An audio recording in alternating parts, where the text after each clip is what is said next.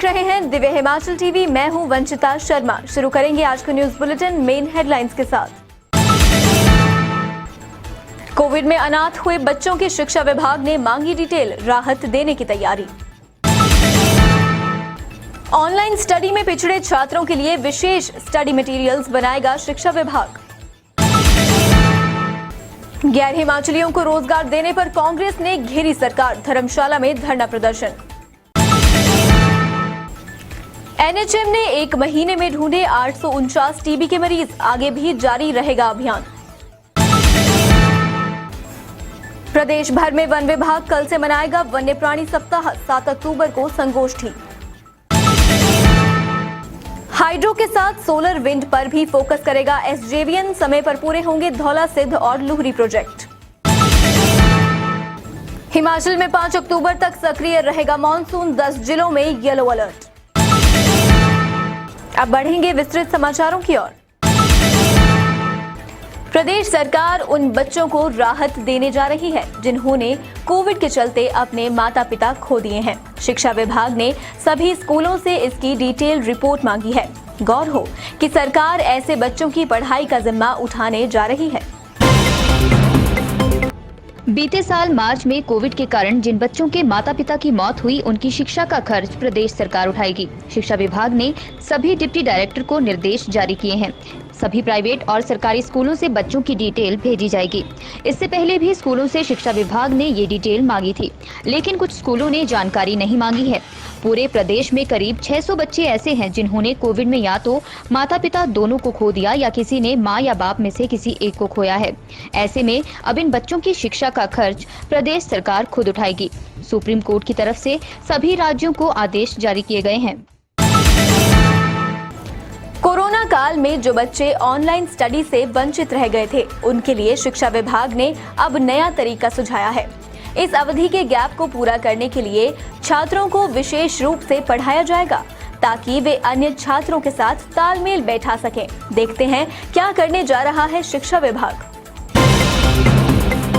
प्रदेश के किन्नौर, लाहौल स्पीति, पांगी और शिमला और डोडरा क्वार के छात्र ऑनलाइन स्टडी से वंचित रह गए थे। इसमें किन्नौर जिला के 2200, लाहौल स्पीति के 900, पांगी के 93 और डोडरा क्वार के 502 बच्चे शामिल हैं। इन बच्चों को अब ये ऑफलाइन बुक्स प्रोवाइड करवाई जा रही हैं। इसमें स्टडी मटेरियल को आसान तरीके से समझाया गया है। शिक्षा विभाग का कहना है कि इससे इन एरिया के बच्चे आसानी से पढ़ाई कर सकेंगे और अन्य बच्चों के साथ स्टडी में कम्पीट कर सकेंगे। प्रदेश में पिछले 1.5 साल से स्कूल बंद होने के चलते जनजातीय एरिया के 3695 बच्चे ऑनलाइन स्टडी नहीं कर पाए थे। इन एरिया में इंटरनेट कनेक्टिविटी नहीं थी। इस कारण ये छात्र प्रदेश के अन्य जिलों के छात्रों के मुकाबले ऑनलाइन स्टडी से अछूते रह गए और लर्निंग गैप भी बढ़ता रहा। अब समग्र शिक्षा विभाग ने इन एरिया में 9वीं और 10वीं के छात्रों के लर्निंग गैप को दूर करने के लिए शिक्षा विभाग ने रेमेडियल बुक्स तैयार की हैं, जिसमें मैथ्स और साइंस के सवालों को हल करने के लिए 10 तरीके सुझाए गए हैं। बेरोजगारी और गैर हिमाचलियों को सरकारी नौकरी देने के खिलाफ शुक्रवार को धर्मशाला में कांग्रेस सड़कों पर उतरी। पार्टी अध्यक्ष कुलदीप राठौर के नेतृत्व में कांग्रेस नेताओं व कार्यकर्ताओं ने शहीद स्मारक से उपायुक्त कार्यालय तक रोष रैली निकाली। बेरोजगारी और गैर हिमाचलियों को सरकारी नौकरी देने के खिलाफ शुक्रवार को धर्मशाला में कांग्रेस सड़कों पर उतरी। पार्टी अध्यक्ष कुलदीप राठौर के नेतृत्व में कांग्रेस कार्यकर्ताओं व नेताओं ने शहीद स्मारक से उपायुक्त कार्यालय तक रोष रैली निकाली। इस मौके पर कांग्रेस के प्रदेशाध्यक्ष कुलदीप राठौर ने सरकार से मांग उठाई कि इन 4 वर्षों में जो कर्ज प्रदेश सरकार ने लिया है, वे कहां व किन कार्यों पर खर्च किया गया है। इसको लेकर सरकार श्वेत पत्र जारी करे। उन्होंने कहा, नशे का कारोबार देश ही नहीं प्रदेश में भी बढ़ रहा है और नौजवानों को नशे की तरफ धकेलने की एक बड़ी साजिश भी रची जा रही है। उन्होंने कहा, राजनेताओं पर हमले भाजपा की नाकामियों को भी दर्शा रहे हैं। राठौर ने कहा कि सुलह के पूर्व विधायक जगजीवन पाल व कुल्लू में कांग्रेस नेताओं के साथ मारपीट इसके बड़े उदाहरण हैं। उन्होंने कहा कि कांग्रेस उपचुनावों के लिए पूरी तरह से तैयार है और फतेहपुर के उपचुनाव से जीत हासिल कर आने वाले 2022 के चुनावों को लेकर भी एक बड़ा संदेश प्रदेश की जनता को देगी। इस उपचुनाव में जीत के लिए कांग्रेस एकजुटता के साथ मैदान में उतरेगी। हिमाचल के नौजवानों के साथ मजाक किया जा रहा है। हिमाचल प्रदेश में बेरोजगारी का आंकड़ा लगातार बढ़ रहा है। हम तीसरे नंबर पर पहुंच गए हैं। नए रोजगार जो है सृजन नहीं हो रहे हैं। जो भी थोड़ी बहुत नौकरियां निकल रही हैं वो बाहर के लोगों को दी जा रही है। इसी विरोध में हिमाचल कांग्रेस ने पूरे जिला स्तर पर प्रदर्शनों का आयोजन किया। राष्ट्रीय स्वास्थ्य मिशन ने एक्टिव केस फाइंडिंग अभियान के तहत प्रदेश भर में अब तक 849 टीबी के मरीजों को ढूंढ निकाला है। ये मरीज सिर्फ पिछले 1 महीने में ढूंढे गए हैं। राष्ट्रीय स्वास्थ्य मिशन ने पहले इस अभियान को अगस्त से शुरू किया था, लेकिन वैक्सीनेशन अभियान के चलते इस अभियान को कुछ दिनों के लिए ड्रॉप करना पड़ा था। इसके बाद सितंबर से ये अभियान शुरू किया गया। राष्ट्रीय स्वास्थ्य मिशन ने एक्टिव केस फाइंडिंग अभियान के तहत प्रदेश भर में अब तक 849 टीबी के मरीजों को ढूंढ निकाला है। ये मरीज सिर्फ पिछले 1 महीने में ढूंढे गए हैं। राष्ट्रीय स्वास्थ्य मिशन ने पहले इस अभियान को अगस्त से शुरू किया था, लेकिन वैक्सीनेशन अभियान के चलते इस अभियान को कुछ दिनों के लिए ड्रॉप करना पड़ा था। इसके बाद सितंबर से ये अभियान शुरू किया गया। अब तक इस अभियान के तहत प्रदेश भर में 38,43,263 लोगों की स्क्रीनिंग की गई है। इन लोगों में से 10,228 लोग ऐसे थे जिनमें टीबी के लक्षण पाए गए। टीबी के लक्षण वाले लोगों के सैंपल लिए गए। सैंपल लेने के बाद इनमें से 849 लोगों में टीबी के लक्षण पाए गए हैं। ऐसे में अब इन लोगों का राष्ट्रीय पोषण अभियान के तहत इलाज किया जा रहा है और इन्हें 500 रुपए प्रति माह की राशि भी उपलब्ध करवाई जा रही है। दरअसल एक्टिव केस फाइंडिंग अभियान उन लोगों के लिए शुरू किया गया है जो गरीब वर्ग के हैं या मजदूरी का काम करते हैं। इसके अलावा सामान्य लोगों के साथ जो लोग कोरोना से उभर चुके हैं उनके भी सैंपल लिए जाएंगे। इसमें लंबे समय से खांसी व जुकाम के मरीजों के सैंपल लिए जा रहे हैं ताकि प्रदेश भर में टीबी संक्रमण का पता लग सके।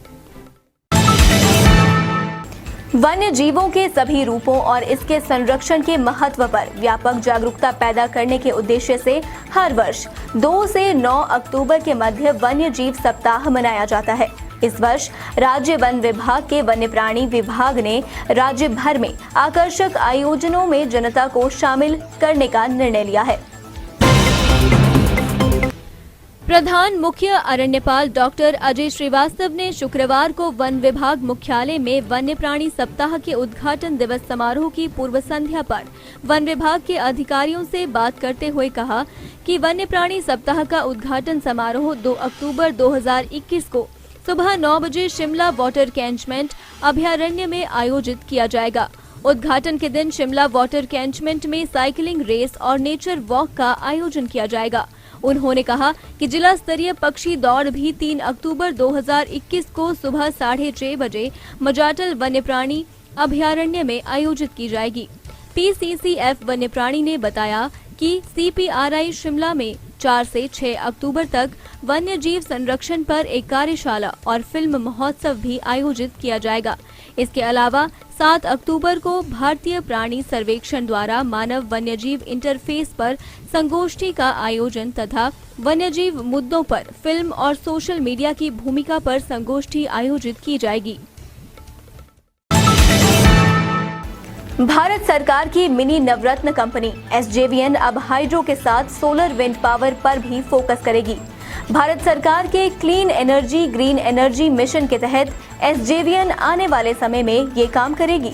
ये जानकारी कंपनी की वित्तीय परफॉर्मेंस पर प्रेस वार्ता में CMD नंदलाल शर्मा ने दी।